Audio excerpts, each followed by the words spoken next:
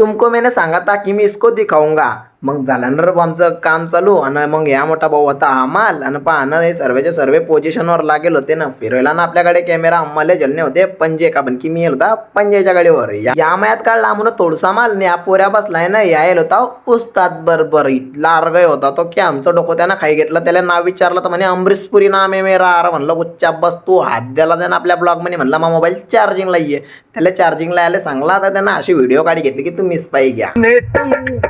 मेरे ख्वाबों में तुम, मेरी यादों में तुम, मेरे ख्वाबों में तुम.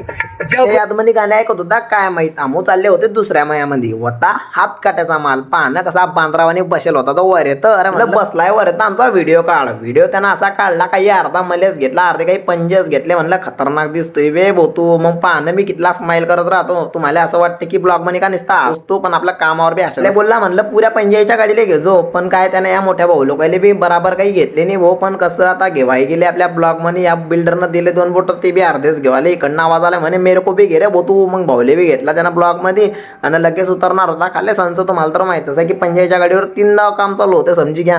मग या बिल्डर पाहणं केवढ्या स्पीडली फेकत होता पंजेत. फटाफट फटाफट गाडी वेगळी आमची मस्त 6 वाजेशी पत्ती किती टाकली. वाजी गेले 7. घरी जायच्या टायमाला मस्त वाजी गेले 8. आणि मस्त पाहणं कितला खतरनाक होता. तुम्हाला असे ब्लॉग आवडत असतील तर तुम्ही मला फॉलो करी घ्या.